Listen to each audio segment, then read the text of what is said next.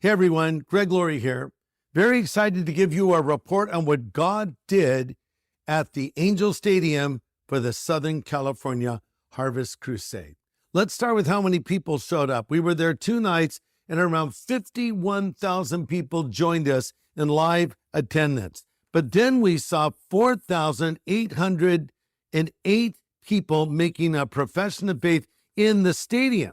Now, add to this the fact that another 161,000 people watched online, and of those, 3,849 people asked Jesus to come into their life. So all told, 8,667 people said yes to Jesus Christ. How amazing is that? So every one of those people has a story to tell, right? So here's a letter from one person who came and tells us what God did in their life that night. They write, and I quote, "It's just breathtaking, inspirational, and eye-opening for me. This year has been so difficult, but tonight was like a breath of fresh air.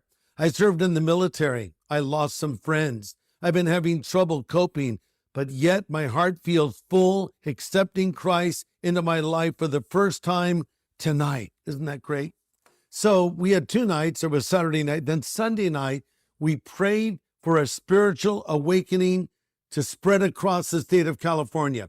You know, the last great spiritual revival in American history happened in California. It was called the Jesus Movement or the Jesus Revolution. And it spread across the nation and across the world. California is known for a lot of things these days, a lot of them not very good.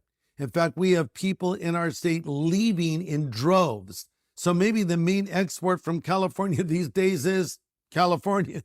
Wouldn't it be great if we had a new export? An export of spiritual awakening once again to the rest of the nation. Well, anyway, so there at this stadium, we prayed and we said, God, send a spiritual awakening. And that was a great moment. One person who came that night wrote me these words, and I quote, "I recommitted to follow God. A hope that I have right now for my life is to fearlessly proclaim his name and spread the gospel relentlessly to everyone, strangers, people on the street, my friends. I'm excited to allow the Holy Spirit to work through me and be on fire for God again." I love this statement. They want to fearlessly proclaim his name and spread the gospel relentlessly. That should be the heartbeat of every Christian. Spread the gospel relentlessly.